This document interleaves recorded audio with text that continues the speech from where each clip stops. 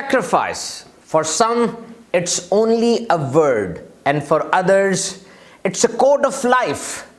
سیدنا امام حسین رضی اللہ تعالیٰ عنہ کی شہادت کے یہ پہلو ذرا ملاحظہ فرمائیے۔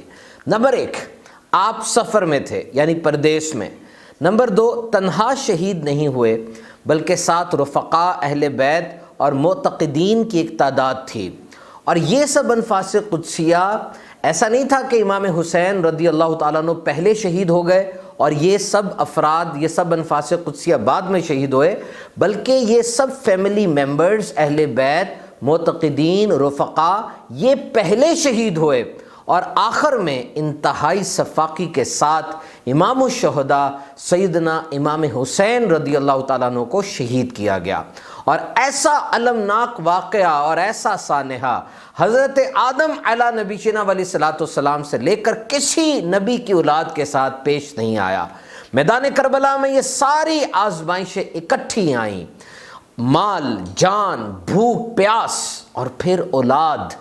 6 ماہ کے علی اصغر رضی اللہ تعالیٰ عنہ، اب چھوٹا سا بچہ ہوتا ہے، اس کے گلابی ہونٹ ہوتے ہیں، لیکن پیاس کی شدت سے حضرت سیدنا علی اصغر رضی اللہ تعالیٰ عنہ کے جو ہونٹ ہیں، مبارک ہونٹ جن پر گلاب کی پتیاں قربان، وہ جامنی سے ہوتے چلے جا رہے ہیں۔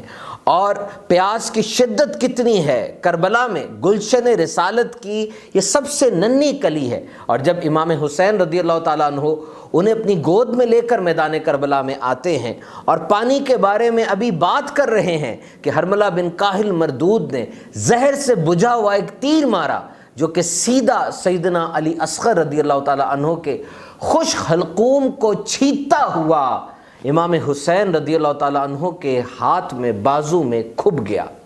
آپ نے جب وہ تیر نکالا، بچے کا گرم گرم لہو بہا، آپ نے اپنی چلو میں اس خون کو لیا اور فلک کی طرف پھینکا اور یوں فرمایا، اے اللہ، جو کچھ یہ کر رہے ہیں اس پر میں تجھے گواہ بناتا ہوں۔ اور دیکھیے حضرت سیدنا علی اکبر رضی اللہ تعالیٰ عنہ، آپ کو شبیہ پیمبر، ہم شکل پیمبر کہا جاتا تھا۔ صحابہ کو جب دیدار محبوب بےتاب اور بے چین کرتا، بڑی بڑی دور سے آتے اور حضرت علی اکبر رضی اللہ تعالیٰ عنہ کے چہرے کی زیارت کیا کرتے تھے۔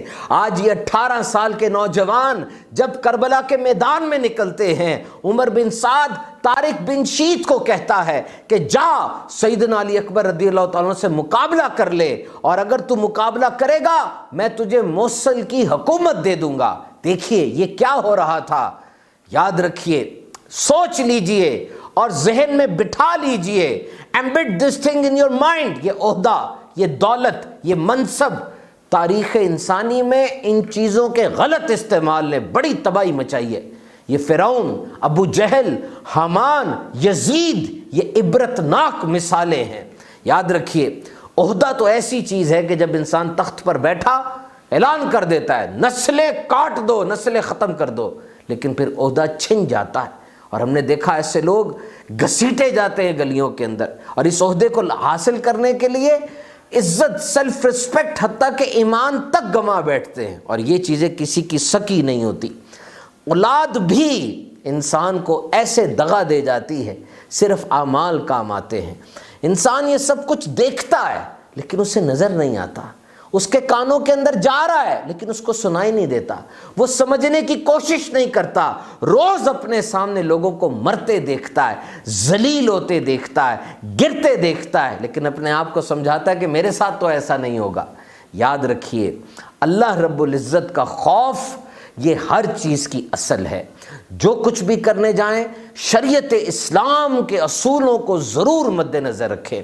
اللہ تعالی ہم سب کے ایمان کی حفاظت فرمائے۔